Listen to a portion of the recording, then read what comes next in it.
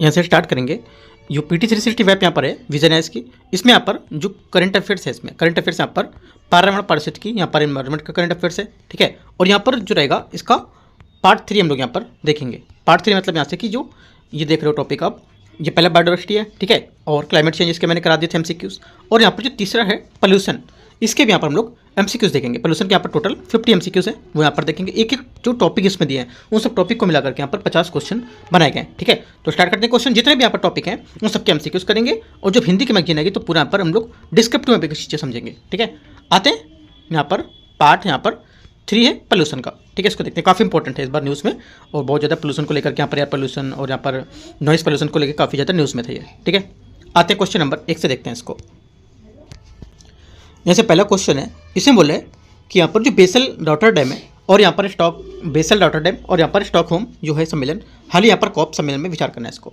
ये बैठकें स्विट्जरलैंड की जिनेवा शहर में आयोजित की गई थी। पहली बात यहाँ से करेक्ट है, सही है। दूसरा ये बोले कि बेसल कन्वेंशन COP17 ने कपड़ा अपशिष्ट जो है टेक्सटाइल वेस्ट और यहाँ पर जो सीमा की आवाजाही है उस पर काम शुरू किया था, ये भी बात यहाँ से करेक्ट होगी।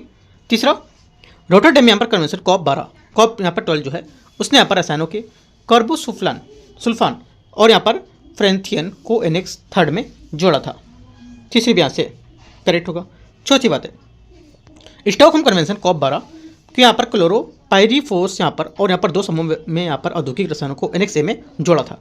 तो चारों बातें यहाँ से क्या एकदम करेक्ट हैं इसकी, ठीक है। क्वेश्चन 2 यहाँ से इसमें बोला है रॉटरडैम कन्वेंशन के बारे में विचार करना है, कौन सा यहाँ पर इसमें गलत होगा, ठीक है। देखते हैं कौन सा गलत है कौन सा सही है। ये पहला इसे 2004 में लागू किया गया था और भारत 2006 में इसका पक्षकार बना है, पहली बात। दूसरे का पहला आंसर क्या होगा, ये करेक्ट है।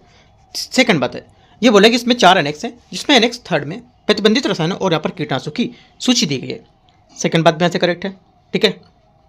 तीसरा यहाँ से ये बोला है ये कन्वेंशन रसायनों पर प्रतिबंध नहीं लगाता है बल्कि व्यापार में सूचित निर्णय लेने को बढ़ावा देता है।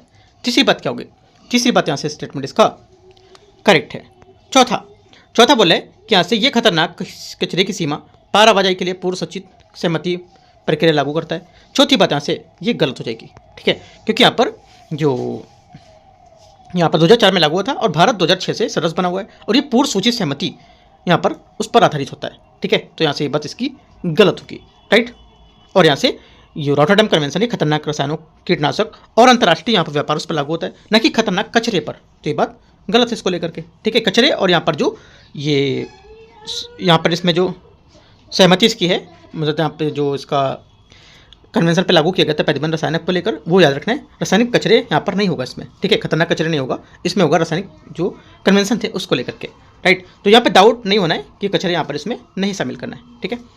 तो 1 2 3 करेक्ट है। जो गलत पूछा है तो क्या होगा, गलत। यहाँ से चौथा स्टेटमेंट गलत हो जाएगा। क्वेश्चन नंबर अगला है, तीसरा क्वेश्चन यहाँ से ये बोले कि यहाँ पर स्टॉकहोम कन्वेंशन के बारे में अस्थायी कार्बनिक प्रदूषक के संबंध में विचार करना है।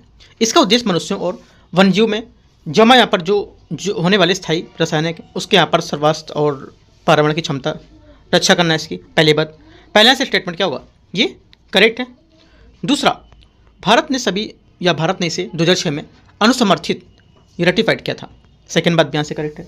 तीसरा है UV328 एक यहाँ पर फिनोलिक बेंजोट्रिएजोल है जिसका उपयोग प्लास्टिक कोटिंग्स और यहाँ पर पेंट UV स्टेबलाइजर के रूप में किया जाता है। तीसरी बात यहाँ से ये भी करेक्ट होगी। चौथी बात मध्यम श्रृंखला क्लोरीनेटेड पैराफिन को इस कन्वेंशन एनेक्स में जोड़ा गया है, चौथी बात भी यहाँ से करेक्ट है। चारों सही है, आंसर यहाँ से क्या होगा, डी यहाँ से इसका सही आंसर है। सही पूछा है तो डी करेक्ट हो जाएगा, चारों बातें इसकी। यहाँ से चौथा क्वेश्चन है, इसमें बोला है मिनीमाता कन्वेंशन के बारे में विचार करना है। यहाँ पर मिनीमाता नहीं मिनीमाता होगा, ठीक है। तो यहाँ से पहला बोला है कि ये कानूनी रूप से बाध्यकारी 2013 में हस्ताक्षरित की गई थी और 2017 से प्रभावी हुई थी। पहला क्या होगा, पहला स्टेटमेंट यहाँ से जो चौथा है इसके यहाँ से करेक्ट हो जाएगा ये, ठीक है, बात सही बोला है। दूसरा पारा आधारित यहाँ पर दंत अमलकम को यहाँ पर 2034 तक चरणबद्ध तरीके से समाप्त करने पर यहाँ पर जो हस्ताक्षरकर्ता राष्ट्रों ने यहाँ पर हाल ही में सहमति व्यक्त की है। दूसरी बात भी यहाँ से इसकी करेक्ट है। दोनों बातें यहाँ पर एकदम सही यहाँ पर, क्योंकि यहाँ पर जो पारा होता है ये यहाँ पर WHO के अनुसार पारे के संपर्क में कोई वस्तु सुरक्षित नहीं स्तर पर नहीं रहती है और ये तंत्रिका तंत्र और यहाँ भ्रूण को विकास करने में अत्यंत घातक हो सकती है। दोनों बातें यहाँ से करेक्ट है, आंसर सी यहाँ से चौथे का करेक्ट हो जाएगा। क्वेश्चन नंबर 5वां है, पारे मरकरी के संबंध में विचार करना है।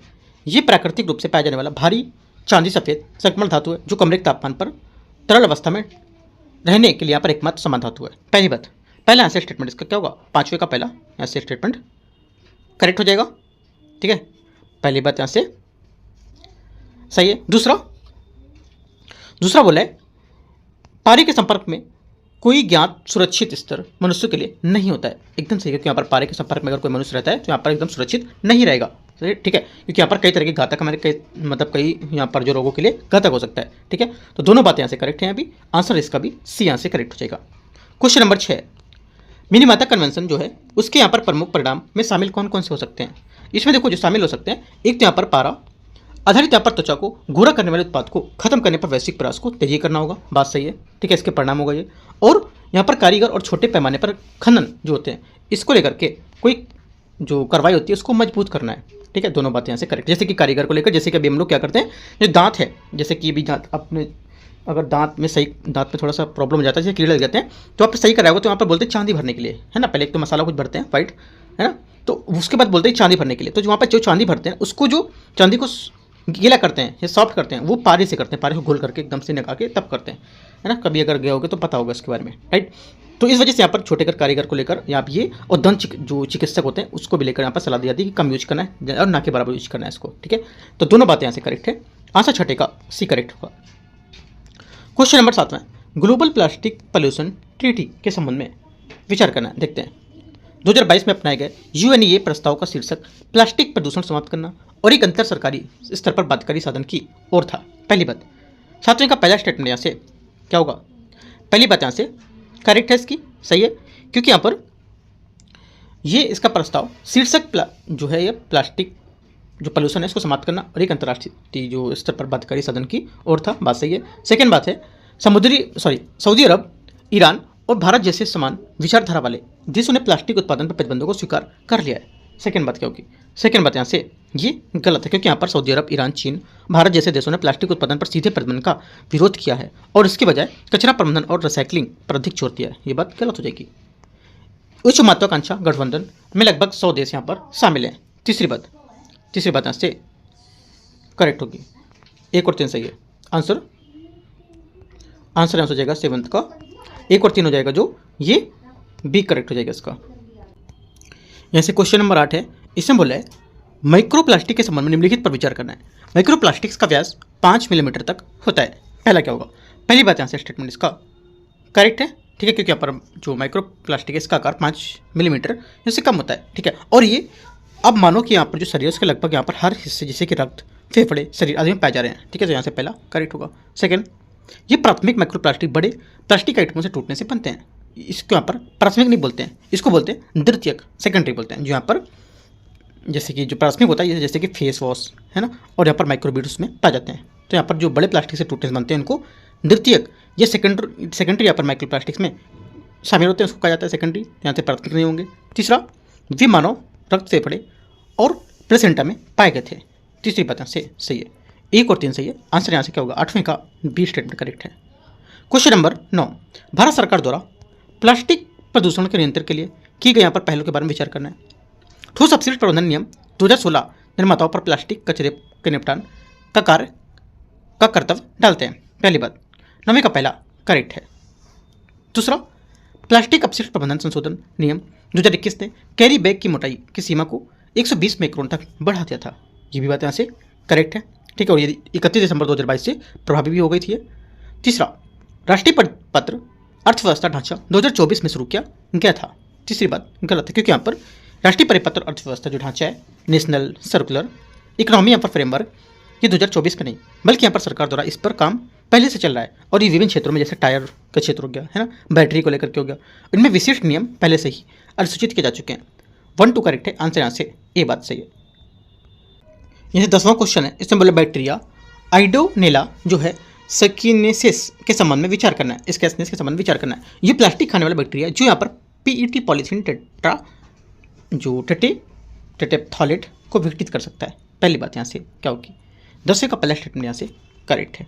ठीक है, सेकेंड बात है, ये मुख्य रूप से पॉलीविनाइल क्लोराइड जैसे यहाँ पर विशिष्ट प्रकार के प्लास्टिक को नरम करने और भंगुर बनाने में मदद करता है। सेकंड बात गलत है, क्योंकि यहाँ पर ये पीवीसी को नरम बनाने का काम नहीं करता, बल्कि प्लास्टिक को नरम बनाने का लिए यहाँ पर जो पैथालेट्स हैं, ठीक है, वो जैसे रसायन का प्रयोग करते हैं। तो ये बात गलत हो जाएगी। ओनली वन यहाँ से इसका करेक्ट है। क्वेश्चन नंबर 11, पॉलीथीन टेट्रा जो पॉलीथीन टेरेफ्थालेट पीईटी के संबंध में विचार करना है। टेरेफ्थालेट के बारे में विचार करना है। इसका उपयोग यहाँ पर पेय पदार्थों की बोतलों, खाद्य कंटेनर में किया जाता है। पहली बात क्या होगी, 11वें का पहला स्टेटमेंट यहाँ से इसका करेक्ट हो जाएगा। सेकेंड बात है, ये पौधों में ऊतकों के सबसे आम पॉलीमर में से एक माना जाता है। पौधों के ऊतक में जो आम यहाँ पर पॉलीमर होता है उसमें आम ऊतक मानते हैं इसको। सेकेंड बात यहाँ से गलत है, क्योंकि यहाँ पर पेट होता है एक सिंथेटिक पॉलीमर, मानव निर्मित है। ये पौधों के ऊतकों में नहीं पाया जाता है और पौधों में पाया जाने वाला सबसे आम पॉलीमर सेल्यूलोज होता है। ओनली वन यहाँ से करेक्ट हो जाएगा। क्वेश्चन 12 है, पॉलीस्टाइलिन के बारे में विचार करना है। इसका उपयोग डिस्पोजल, कटलरी, कप आदि में प्रयोग में करते हैं। पहली बात यहाँ से करेक्ट है। दूसरा, ये बायोडिग्रेडेबल रासायनिक मुक्त थर्मोप्लास्टिक कॉपोलीमर में जो मकई स्टार्च जैसे जो नमीकरण संसाधन है उससे बना होता है। सेकेंड बात गलत है, क्योंकि यहाँ पर पॉलीस्टाइलिन जो है नॉन बायोडिग्रेडेबल और ये पेट्रोलियम से बनता है, ना कि मकई स्टार्च और या मकई के स्टार्च से बने वाले प्लास्टिक को, ठीक है। तो ये बात गलत हो जाएगी। दूसरी बात गलत है, पहली बात यहाँ से सही है। आंसर क्या होगा, 12वीं का दो ही स्टेटमेंट यहाँ पर, पहली बात इसका करेक्ट है, तो ये यहाँ से आंसर है। क्वेश्चन 13 नंबर है, पॉलीब्यूटिलीन और एडिपेट और थेरेफ्थालेट के बारे में विचार करना है। ये एक बायोडिग्रेडेबल रासायनिक मुक्त थर्मोप्लास्टिक जो कॉपोलीमर है। पहली बात यहाँ से करेक्ट है, क्योंकि यहाँ पर ये विशेष प्रकार का प्लास्टिक होता है जो यहाँ पर बायोडिग्रेडेबल होता है और मिट्टी में खाद बन जाता है। लेकिन यहाँ पर एक दिलचस्प बात यह है कि यहाँ पर इसमें पेट्रोलियम आधारित संसाधन से तैयार किया जाता है और ये उन दुर्लभ सिंथेटिक पॉलीमर से है जो पूरी तरह से विघटित हो सकते हैं। दोनों बातें यहाँ से एकदम करेक्ट हैं और इंपॉर्टेंट भी आंसर है, मतलब क्वेश्चन यहाँ से इंपॉर्टेंट है वाला, ठीक है, याद रखना है आपको। तो दोनों बातें सही है, आंसर यहाँ से 13 का सी। क्वेश्चन 14 14 नंबर क्वेश्चन बोला है यहाँ पर पैथालेट्स या पैथालेट्स जो है उसके बारे में विचार करना है। ये रसायन है जिनका उपयोग प्लास्टिक उत्पादों को नरम और यहाँ पर कम भंगुर बनाने के लिए किया जाता है। पहली बात 14 का पहला आंसर करेक्ट है, ठीक है। दूसरा, ये स्थायी रूप से उन प्लास्टिक सतहों के स्यापन से बन जाते हैं जिन पर यहाँ पर उन्हें लगाया जाता है। मतलब ये बोला ये स्थायी रूप से उन प्लास्टिक सतहों पर बन जाते हैं जिन पर इन्हें लगाया जाता है। सेकंड बात क्या होगी, सेकंड बात यहाँ से गलत होगा, क्योंकि यहाँ पर जो फोथलेट्स प्लास्टिक होते हैं इसको सतह पर स्थायी रूप से नहीं जुड़ते हैं। यही कारण है कि यहाँ पर ये समय के साथ प्लास्टिक से निकलकर भोजन, हवा या पानी में मिल सकते हैं, आपस में बंधते नहीं है, न चिपकते हैं, ठीक है, जिससे हार्मोनल असंतुलन के कारण बना होता है। तो ये बात गलत हो जाएगी, ठीक है। तो वन ओनली करेक्ट है, आंसर यहाँ से ए सही हो जाएगा। क्वेश्चन 15, ग्रेडेड रिस्पॉन्स सिस्टम जो ग्रैप जिसको बोलते हैं, अभी दिल्ली में लगाया गया था ग्रैप, ठीक है, उसके बारे में।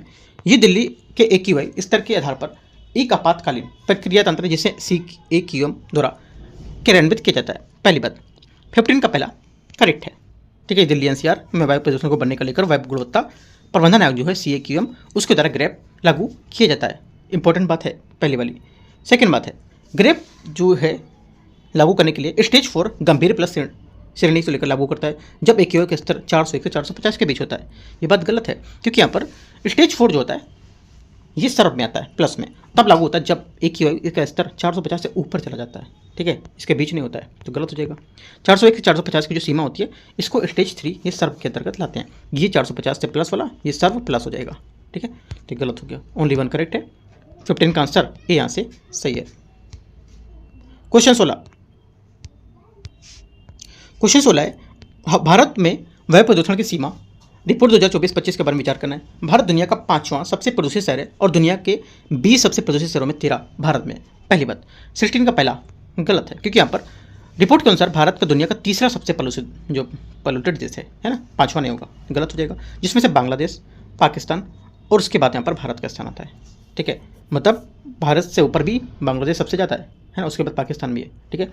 और दुनिया के 20 सबसे प्रदूषित शहरों में भारत के शहरों की संख्या सबसे अधिक है। ये बात सही है, लेकिन यहाँ पर पहली बात इसकी गलत हो जाएगी, स्टेटमेंट जो दे रहा है उसके हिसाब से। सेकंड है, दिल्ली लगातार 6वें वर्ष में दुनिया की सबसे प्रदूषित राष्ट्रीय राजधानी बना हुआ है। एकदम करेक्ट है, क्योंकि यहाँ पर दिल्ली लगातार दुनिया की सबसे प्रदूषित कैपिटल यहाँ पर बना हुआ है। कितने 6 वर्ष में लगातार, तो ओनली 2 करेक्ट है, आंसर यहाँ से बी 16वें नंबर का करेक्ट हो जाएगा। क्वेश्चन 17 है राष्ट्रीय परिवेशी जो वायु गुणवत्ता मानक है उसके दिशा निर्देश के अनुसार WHO के बारे में विचार करना देखते हैं। इसमें WHO के PM 2.5 दिशा निर्देश भारत के NAAQS मानकों की तुलना में अधिक सख्त है। पहली बात क्या होगी, 17 का यहाँ से पहला स्टेटमेंट जो रहेगा ये यहाँ से करेक्ट हो जाएगा। इसका बात सही है ना, क्योंकि यहाँ पर WHO के मानक के यहाँ पर से कई अधिक यहाँ पर सख्त है इससे NAAQS। ठीक है, उदाहरण के लिए यहाँ पर PM 2.5 के लिए वार्षिक WHO मानक 5 mg मीटर क्यूब है, जबकि यहाँ पर भारत का मानक 40 mg जो मीटर क्यूब होगा। ठीक है, तो यहाँ से पहली बात इसकी करेक्ट है। सेकंड, NO2 के लिए यहाँ पर WHO के दिशा निर्देश भारत में यहाँ पर NAAQS मानक के समान है, जो यहाँ पर 40 यहाँ पर मिलीग्राम पर मीटर क्यूब होगा। सेकंड बात क्या होगी, सेकंड बात गलत है, क्योंकि यहाँ से NO2 के लिए यहाँ पर WHO की वार्षिक दिशा निर्देश 10 mg पर मीटर क्यूब होगा, जबकि यहाँ पर भारत में NAAQS का मानक 40 mg क्यूब है। यहाँ पर ये बात गलत हो जाएगा। ओनली वन करेक्ट है। आंसर यहाँ से इसका दूसरे का क्या होगा, दूसरे का सिर्फ पहला स्टेटमेंट यहाँ से 17 का करेक्ट है। आंसर यहाँ से ए सही हो जाएगा। क्वेश्चन नंबर 18 नंबर है वायु प्रदूषण को कम करने के लिए उठाए गए कदमों के संबंध में विचार करना है। भारत में BS6 ईंधन और वाहन जो मानक होते हैं इसको राष्ट्रव्यापी स्तर पर 2020 में लागू किया गया था। पहली बात, पहला यहाँ से करेक्ट है। ठीक है, दूसरा यहाँ पर SAT-AT पहल का उद्देश्य संपीड़ित बायोगैस परिस्थिति तंत्र बनाना। सेकेंड बात यहाँ से ये भी करेक्ट है, क्योंकि SAT-AT का पता फुल फॉर्म होता है sustainable alternative towards affordable transportation. ठीक है, ट्रांसपोर्टेशन, तो यहाँ से जो योजना पराली और कचरे के बायोगैस बनाने पर केंद्रित है, तो सेकेंड बात भी यहाँ से करेक्ट हो जाएगी। दोनों बातें सही है। 18 का आंसर सी यहाँ से करेक्ट है। क्वेश्चन 19 नंबर राष्ट्रीय वायु गुणवत्ता सूचकांक है उसके बारे में और क्लाउड सीडिंग जो है राष्ट्रीय वायु गुणवत्ता जो है क्लाउड सीडिंग के बारे में विचार करना देखते हैं इसको। एक ईयर रेंज 0 से 50 संतोषजनक श्रेणी में वर्गीकृत किया गया है इसको। पहली बात यहाँ से गलत है, क्योंकि यहाँ पर एक ही वही 0 से 50 को अच्छा गुड श्रेणी में रखा गया है। ठीक है, संतोषजनक में नहीं रखा गया, संतोषजनक में रखते हैं ये 51 से 100 को। ठीक है, तो ये बात गलत हो गई। सेकेंड बात है सिल्वर आयोडाइड क्लाउड सीडिंग में इस्तेमाल होने के लिए सबसे आम पदार्थ है। सेकेंड बात यहाँ से करेक्ट है। ओनली 2 करेक्ट है यहाँ से। आंसर क्या हो जाएगा, आंसर हो जाएगा केवल 2 बी बात यहाँ से इसकी 19 की करेक्ट आंसर है इसका। क्वेश्चन नंबर 20 है राष्ट्रीय वायु गुणवत्ता सूचकांक के बारे में विचार करना है। 0 से 50 की एक रेंज को संतोषजनक श्रेणी में वर्गीकृत किया गया। पहली बात यहाँ से गलत है, क्योंकि यहाँ पर ऊपर बता चुके हैं क्वेश्चन में। ठीक है, 300 से अधिक यहाँ पर एक का अर्थ होता है कि लंबे समय तक संपर्क में रहने पर श्वसन संबंधी समस्या हो सकती है। सेकेंड बात यहाँ से ये करेक्ट एकदम सही बात है। तीसरा PM10 और PM 2.5 और O3 की निगरानी किए गए प्रदूषकों में शामिल होता है। तीसरी बात करेक्ट है, क्योंकि यहाँ पर एक में 8 प्रदूषक को यहाँ पर निगरानी किया जिसमें PM10, PM 2.5, NO2, SO2, CO, O3, NH3 और PP शामिल होता है। तो यहाँ से तीसरी बात भी करेक्ट है। आंसर क्या होगा, आंसर पहला गलत था, दूसरा तीसरा सही है, तो बी यहाँ से सही आंसर है 20 का। 21 वायु गुणवत्ता प्रबंधन आयोग के बारे में विचार करना है। CAQM पर्यावरण और वन जलवायु परिवर्तन मंत्रालय के तहत एक वैधानिक निकाय होगा। पहली बात यहाँ से करेक्ट है। दूसरा CAQM के आदेश राज्य सरकारों को CPCB और राज्य जो है स्टेट के PCB के आदेशों को प्रभावी रूप से होंगे, ये कोई टकराव होता है। सेकेंड बात क्या होगी, सेकेंड बात यहाँ से इसकी गलत, क्योंकि यहाँ पर कानून के अनुसार यदि किसी आदेश का टकराव होता है तो CAQM के आदेश अन्य यहाँ पर निकायों जैसे कि यहाँ पर CPCB ये राज्य सरकारों के आदेश पर भी भारी यहाँ पर होंगे, तो ये बात गलत हो जाएगी।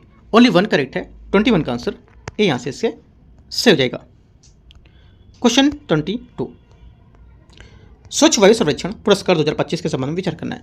ये पुरस्कार पर्यावरण और वन जलवायु परिवर्तन मंत्रालय द्वारा राष्ट्रीय स्वच्छ कार्यक्रम NCAP के तहत 130 शहरों के लिए किए गए सर्वेक्षण के बाद घोषित किए गए थे। पहली बात करेक्ट है। दूसरा यहाँ से क्योंकि यहाँ पर अभी जो स्वच्छ वायु सर्वेक्षण था उसने यहाँ पर हिस्से में 10 लाख से अधिक आबादी में सूरत ने यहाँ पर बाजी मारी थी, जबकि यहाँ पर छोटी श्रेणी में देवास MP जो है मध्य प्रदेश में वो जैसे शहरों ने यहाँ पर उत्कृष्ट प्रदर्शन किया था। पहली बात यहाँ से करेक्ट है। दूसरा बोला है कि यहाँ पर जनसंख्या श्रेणी 1 जो है 10 लाख से अधिक जनसंख्या सूरत में यहाँ पर प्रथम स्थान प्राप्त किया है, अभी मैंने बताया आपको सही है। तीसरा जनसंख्या श्रेणी में 3 लाख से कम जनसंख्या देवास मध्य प्रदेश रहा है, ये भी बात करेक्ट है। आंसर तीनों यहाँ से सही है, डी। क्वेश्चन नंबर 23 राष्ट्रीय स्वच्छ वायु कार्यक्रम जो है उसके बारे में विचार करना है। इसका मुख्य उद्देश्य 131 गैर प्राप्ति वाले शहरों और 10 लाख से अधिक आबादी वाले शहरों को वायु गुणवत्ता सुधार में रखा गया है, शामिल करना है। ठीक है, तो पहला क्या होगा, 23 का पहला करेक्ट है। सेकंड कार्यक्रम का लक्ष्य 2019 से 20 के स्तर में 2025-26 तक PM10 स्तर में 40% तक की कमी हासिल करना होगा। सेकेंड बात यहाँ से ये भी करेक्ट है। तीसरा, PRANA जो पोर्टल है, मतलब इसका फुल फॉर्म होता है PRANA का, portal of regular air pollution in non attainment होता है, अटेनमेंट सिटीज़, ठीक है, अटेंशन सिटीज़। तो ये बात क्या होगी, ये यहाँ पर बोल रहा है कि इसमें राष्ट्रीय जो स्तर पर पोर्टल होगा इस कार्यक्रम के कार्यान्वयन की निगरानी के लिए जिम्मेदार होगा। तीसरी बात यहाँ से ये भी करेक्ट है। तीनों बातें करेक्ट हैं। जो पुराना पोर्टल है याद रखना इंपॉर्टेंट है, यहाँ से इसको लेकर के क्वेश्चन पूछ सकता है, ठीक है। तो आंसर हो जाएगा 1 2 3 तीनों करेक्ट है, तो डी यहाँ से सही है। क्वेश्चन नंबर 24 है, एरोसोल के प्रभाव के संबंध में विचार करना है। एरोसोल संघनन नाभिक के रूप में काम करते हैं जिनसे यहाँ पर बादलों की पूछें छोटी और लंबे समय तक जीवित रहती हैं। पहली बात, 24 का पहला स्टेटमेंट यहाँ से करेक्ट है, क्योंकि यहाँ पर एरोसोल हवा में मौजूद कण होते हैं जो क्लाउड कंडीशंस जो होते हैं, न्यूक्लियाई CCN जिसके रूप बोलते हैं, इस ग्रुप में काम करते हैं। जब एरोसोल की मात्रा अधिक होती है तो जलवाष्प अधिक कणों को संग्रहित करता है, जिससे यहाँ पर बादलों की छोटी छोटी बूंदें हो जाती हैं, और ये छोटी बूंदें जल्दी बारिश के रूप में नहीं गिरती हैं, जिससे बादलों का जीवन काल बढ़ जाता है। आपसे बोलेगा कि छोटी छोटी बूंदें हो जाती हैं तो जल्दी गिरती हैं, तो नहीं गिरती हैं। ये बात जो मैंने आपको ये पूरी व्याख्या बताई ये याद रखना है, और कहीं भी प्रयोग हो सकती है ना। तो पहली बात करेक्ट है। सेकेंड बात है, टोमी प्रभाव बताता है कि मानव जनित एरोसोल उत्सर्जन बादलों को चमकीला बनाता है। सेकेंड बात क्या होगी, सेकेंड बात यहाँ से ये भी करेक्ट है, क्योंकि यहाँ पर देखो जो टोमी प्रभाव है इसके अनुसार एरोसोल की यहाँ पर अधिकता के कारण बादलों की जो छोटी बूंदें होती हैं ये क्या होती है, और अधिक संख्या में हो जाती है, जिससे यहाँ पर बादल अधिक घने और यहाँ पर चमकीले दिखाई पड़ते हैं, जिससे सूर्य की रोशनी को अंतरिक्ष में अधिक परिवर्तित करते हैं, जिसको एल्बिडो बढ़ाते हैं। दोनों बातें करेक्ट है। 24 का आंसर 1 और 2 दोनों करेक्ट है, सी यहाँ से आंसर हो जाएगा। 25 है, इसमें बोले अर्बन विंड स्टिलिंग इफेक्ट के बारे में विचार करना है। अर्बन विंड स्टिलिंग इफेक्ट कमजोर सतही हवाओं के कारण होता है। पहली बात यहाँ से करेक्ट है।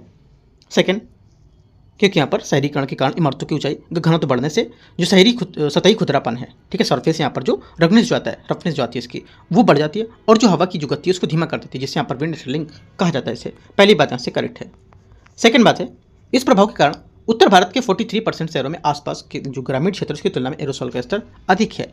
सेकंड बात भी करेक्ट है, ठीक है, क्योंकि यहाँ पर इनमें शहरों में ऊपर यहाँ पर जो हालिया यहाँ पर शोध के अनुसार जो हवा में धीमे धीमे प्रदूषक जो होते हैं इसमें एरोसोल के ऊपर की ओर यहाँ पर रुक जाते हैं, जिससे क्या होता है उत्तर भारत में 43% शहरों में कारण यहाँ पर ग्रामीण इलाकों की तुलना में एरोसोल का स्तर काफ़ी अधिक पाया गया है, ठीक है। दोनों बातें करेक्ट है।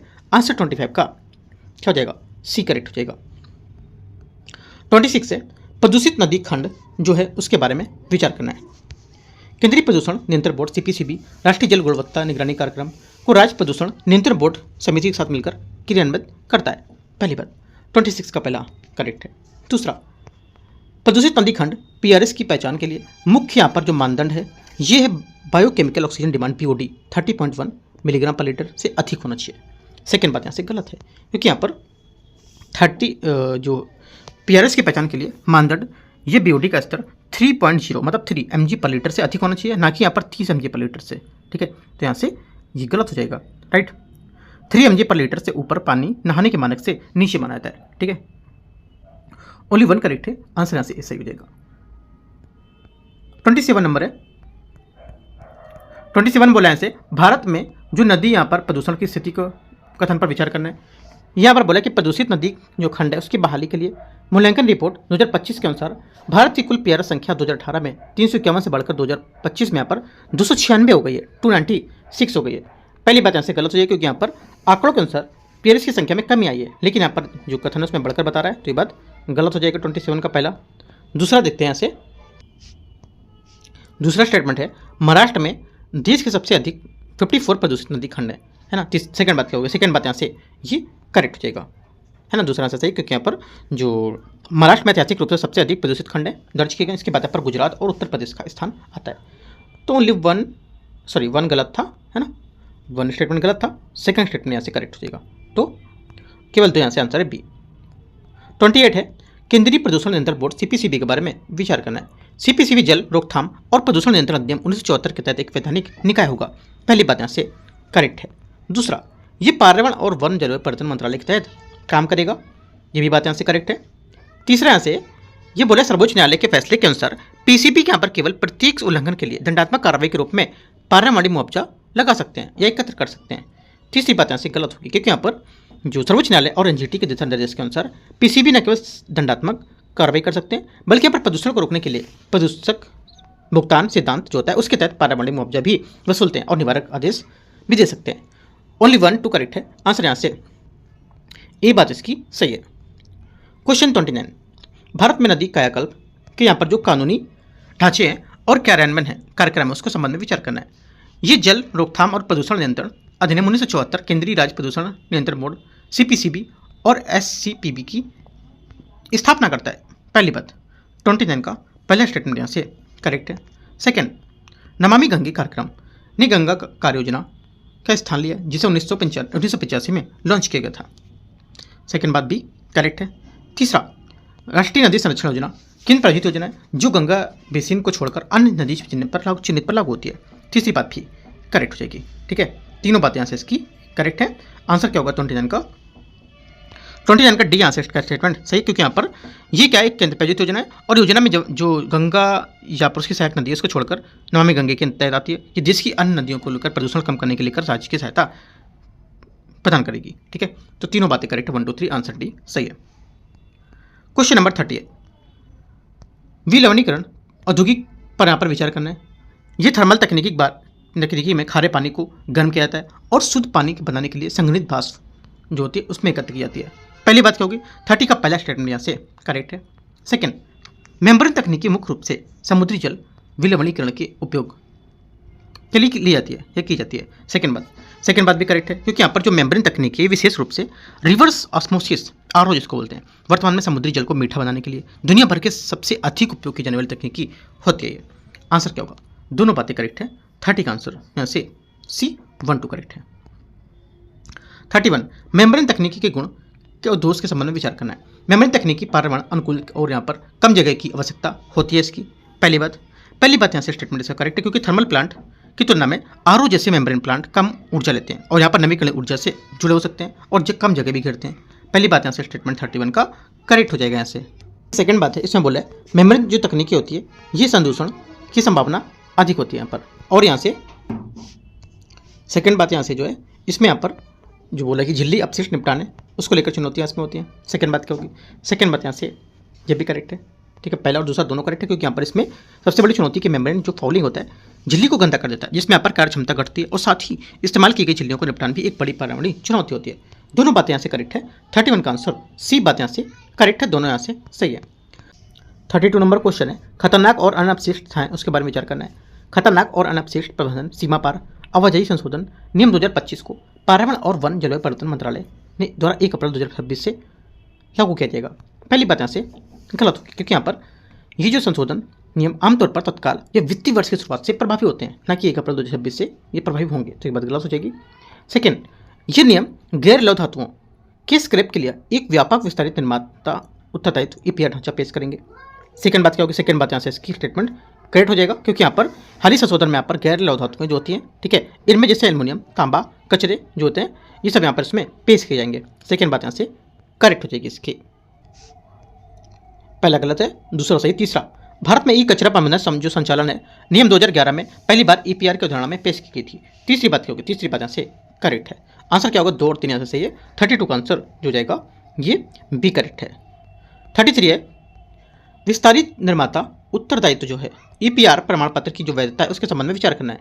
ईपीआर प्रमाण पत्र केंद्रीय प्रदूषण बोर्ड द्वारा पोर्टल के माध्यम से जारी किए जाएंगे।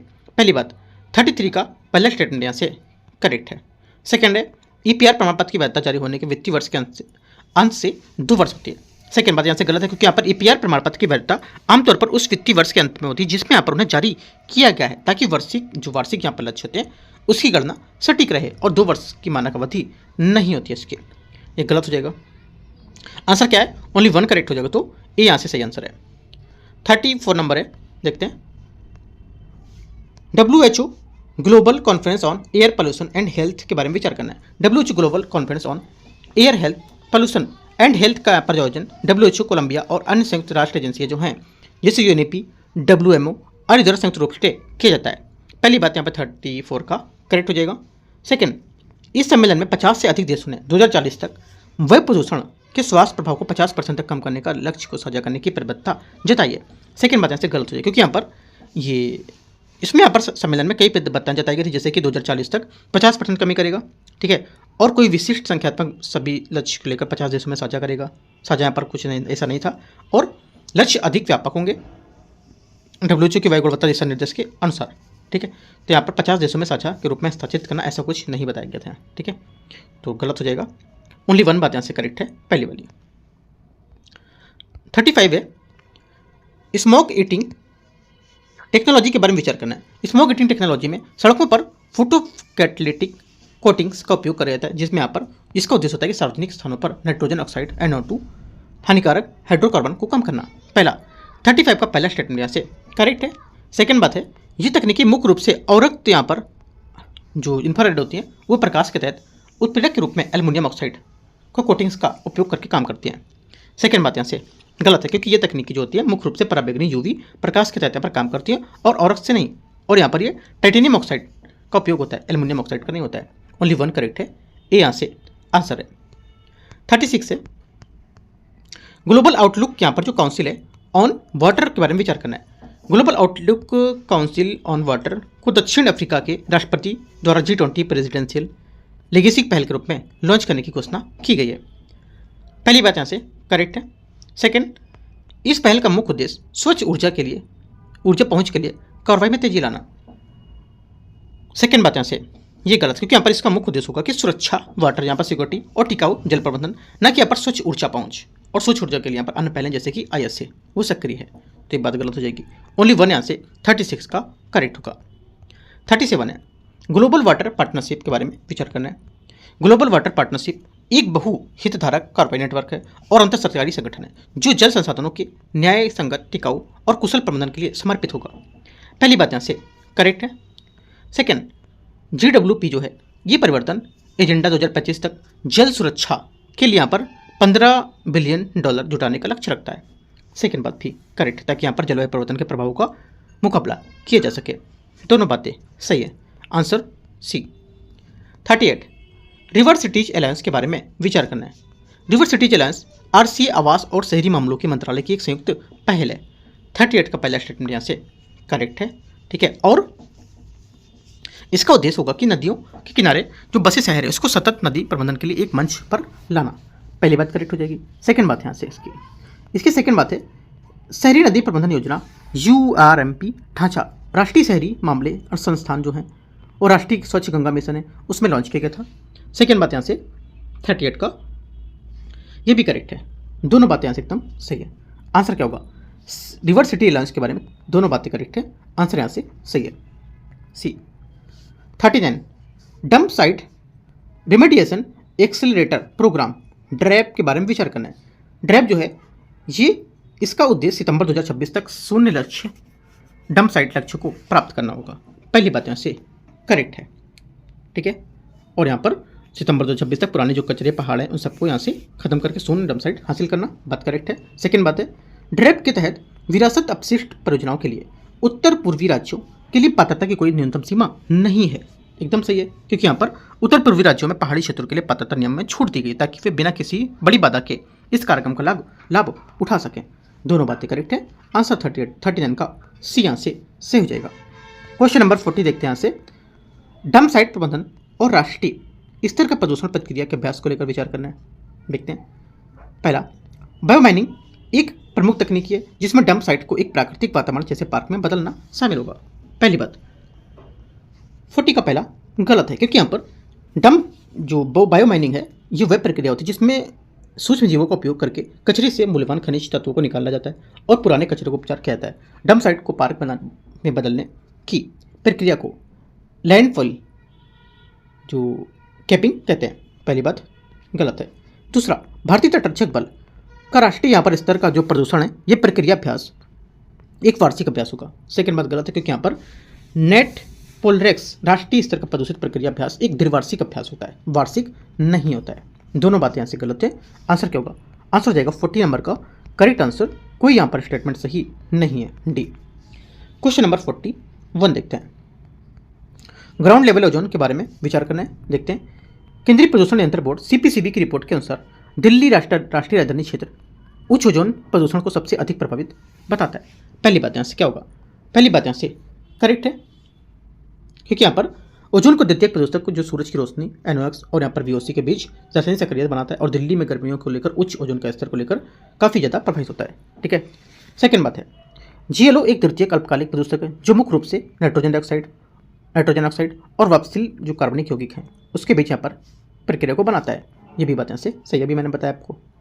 तीसरा, 8 घंटे के लिए सुरक्षित ओजोन मानक 180 मिलीग्राम पर मीटर क्यूब होगा। ठीक है, तीसरी बात यहाँ से गलत है, क्योंकि यहाँ पर ये 8 घंटे सुरक्षित करने के लिए 100 मिलीग्राम पर मीटर क्यूब ना कि 180, ये गलत हो जाएगा। ओनली 1 2 करेक्ट है, ये यहाँ से 41 का आंसर हो जाएगा। 42,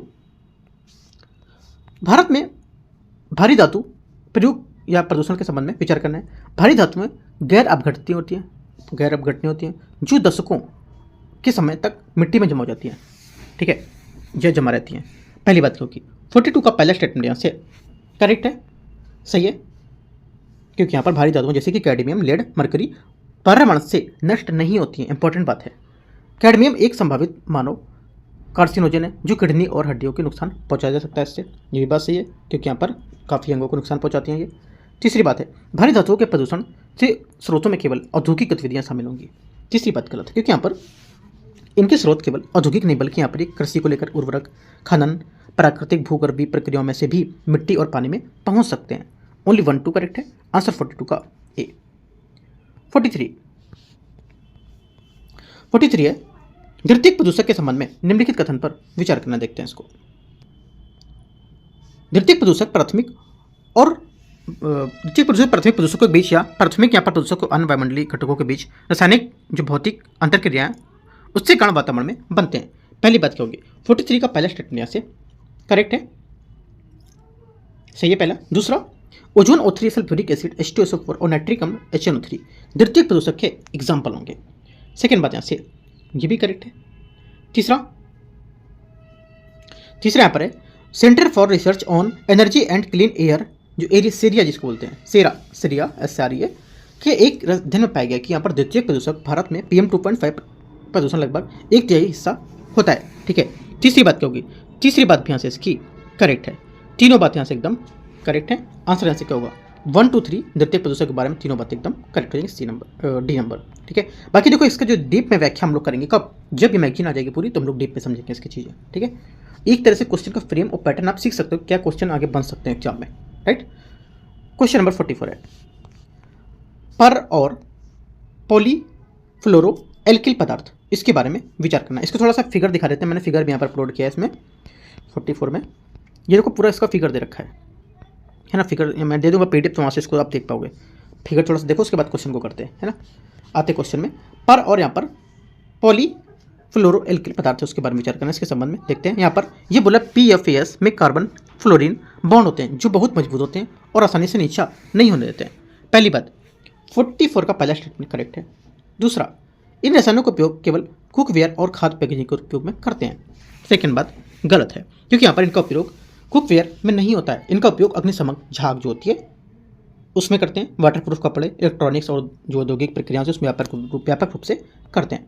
पहली बात सही से, दूसरी गलत है। तीसरा, उन्हें फॉरएवर केमिकल के रूप में जाना जाता है क्योंकि वे पर्यावरण बने रहते हैं और मानव में जानवरों के जैव संचित होने से होते हैं।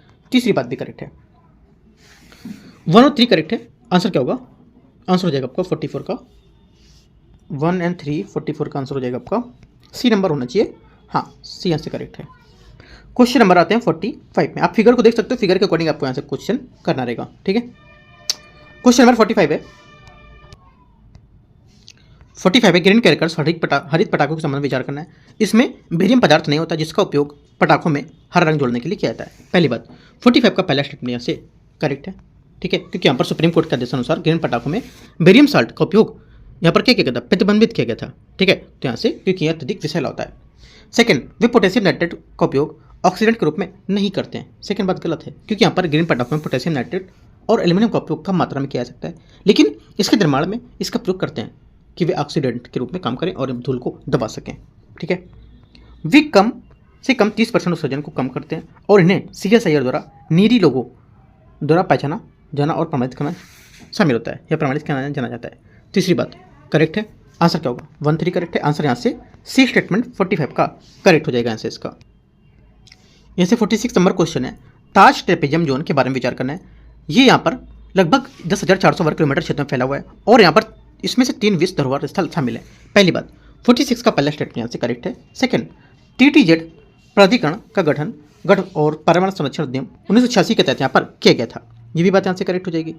दोनों बातें यहाँ से करेक्ट है ताज ट्रेपेजियम जोन के बारे में। तो यहाँ से आंसर क्या हो जाएगा, आंसर हो जाएगा क्या पूछा है कि कौन सा इसमें सही है। 46 का आंसर यहाँ से सी स्टेटमेंट करेक्ट है, दोनों बातें इसकी सही है यहाँ से।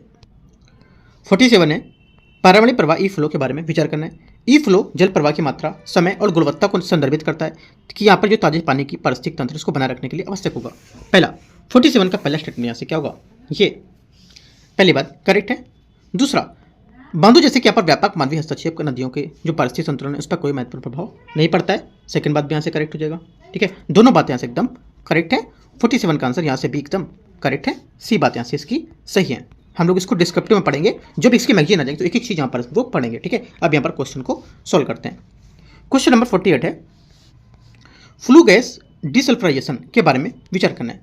ये यहाँ पर कोयले से चलने वाले बिजली संयंत्रों को निकलने वाली जो निकास गैस है उसमें सल्फर डाइऑक्साइड को हटाता है। पहला 48 का पहला स्टेटमेंट यहाँ से क्या होगा, करेक्ट है। ठीक है, क्योंकि यहाँ पर ये तकनीक का उपयोग थर्मल प्लांट जो पावर प्लांट है इसमें कोयले को जलने के बाद निकलने वाली गैसों में सल्फर डाइऑक्साइड को हटाने के लिए किया जाता है। सही है, ये मुख्य रूप से अम्लीय अभिकर्मक का उपयोग करके स्क्रबर तकनीकी को नियोजित करता है। सेकेंड बात यहाँ से गलत है, क्योंकि यहाँ पर ये अम्लीय नहीं बल्कि यहाँ पर क्षारीय या अल्कलाइन अभिकर्मक यहाँ पर जो से चूना पत्थर या यहाँ पर स्लैग लाइम का उपयोग करता है ताकि यहाँ पर अम्लीय गैस SO2 को बेअसर किया जा सके। ओनली 1 यहाँ से करेक्ट है, आंसर 48 का एक बात इसकी सही है। 49 नंबर यहाँ से पर्यावरणीय प्रवाह ई फ्लो के बारे में विचार करना है। ई फ्लो जल प्रवाह की मात्रा, समय और गुणवत्ता को संदर्भित करता है जो ताजे यहाँ पर पानी के पारिस्थितिक तंत्र और उन पर निर्भर आजीविका बनाए रखने के लिए आवश्यक है। इस टाइप का मैंने पहले ऊपर बताया आपको। ठीक है, तो यह भी बात यहाँ से करेक्ट है। दूसरा, इसमें बांधों के निर्माण जैसे व्यापक हस्तक्षेप में नदियों के पारिस्थितिक संतुलन को गंभीर रूप से प्रभावित कर सकता है ना, या प्रभावित होता है, तो ये भी बात यहाँ से सही है। ठीक है, क्योंकि यहाँ पर बांध बैराज हैं, इनको लेकर के यहाँ पर प्राकृतिक जो चक्र हैं इसके पारिस्थितिक संतुलन को भी गंभीर रूप से नुकसान पहुंचाया है। दोनों बातें यहाँ से करेक्ट हैं इसकी। ठीक है, ई फ्लो के बारे में 2 क्वेश्चन यहाँ से बन सकते थे, एक और मैंने यहाँ से कराया था ये और एक ये। ठीक है, तो यहाँ से दोनों आंसर ये भी करेक्ट है, यहाँ पर भी इसका 1-2 करेक्ट था। ठीक है, क्वेश्चन 50 है। इससे 50 नंबर क्वेश्चन है, हाल ही में समाचारों में रही रिपोर्ट सूचकांक के बारे में विचार करना है। पहला इसमें बोला स्टेट ऑफ यहाँ पर ग्लोबल एयर रिपोर्ट जो है ये सोगा 2025 हेल्थ जो इफेक्ट इंस्टीट्यूट है इसके द्वारा जारी की गई थी। इसमें बताया गया था कि 2023 में लगभग 2 मिलियन मौतें यहाँ पर वायु प्रदूषण से हुई थी। पहली बात यहाँ से एकदम करेक्ट है, सही बात है। दूसरा, air quality life index AQLI जो है ये रिपोर्ट के अनुसार यदि वायु प्रदूषण WHO दिशा निर्देश को पूरा करता है तो भारतीय यहाँ पर निवासियों को जीवन औसतन 3.5 वर्ष बढ़ सकता है। ये बात गलत है, क्योंकि यहाँ पर 5 वर्ष से अधिक यहाँ पर होगा जीवन प्रत्याशा 5 वर्ष से अधिक बढ़ेगा, है ना, लगभग 5.3 वर्ष में, तो यहाँ पर 3.5 वर्ष आंकड़ा दिल्ली जैसे देश क्षेत्रों में आंकड़ा आकर गया है, तो ये बात इसकी गलत हो जाएगी। ठीक है, क्योंकि यहाँ पर ये औसत जो बताया गया इसमें कि जीवन प्रत्याशा 5 वर्ष से अधिक हो सकती है जब यहाँ पर जो इसको मानक को अगर पूरा करोगे तो। ठीक है, 3.5 वर्ष नहीं, और यहाँ पर दिल्ली जैसे स्थिति में तो यहाँ पर ये बात इसके लिए सही होगा। तो यहाँ से क्या होगा, आंसर इसका सेकंड गलत हो जाएगा, मतलब सेकंड स्टेटमेंट इसकी गलत है, पहली बात यहाँ से इसकी करेक्ट हो जाएगी। ठीक है, ओनली 1 करेक्ट है, आंसर यहाँ से ए सही हो जाएगा। तो इस टाइप से यहाँ पर 50 क्वेश्चन है वो मैंने आपको कवर किया। टॉपिक नंबर 3 है यहाँ पर, ये जो यहाँ पर PT 365 है इसका पर्यावरण का टॉपिक नंबर 3 था, जो पोल्यूशन है, पर्यावरण है, मतलब जो प्रदूषण है, उसको लेकर के यहाँ पर 50 क्वेश्चन बन सकते हैं इंपॉर्टेंट यहाँ पर, वो मैंने आपको कवर करा है। और बाकी मैं बताऊंगा आपको जो डिस्क्रिप्टिव मैगजीन आएगी उसमें आपको एक चीज़ और बताऊंगा, तो ये सब चीज़ मिला के आपको कवर करते जाना है। और कल टॉपिक नंबर 4 को डिस्कस करेंगे। ठीक है, कल भी थोड़ा डिले डिस्कस करेंगे, करीब 3 से 4 बजे के आसपास। राइट, एंड करते हैं से इसको। कोई डाउट रहता नीचे कमेंट में पूछ सकते हो, PDF मैं आपको टेलीग्राम पर दे रहा हूँ, वहाँ से इसको डाउनलोड करो और इसकी प्रैक्टिस करो। ठीक है, all the best, thank you.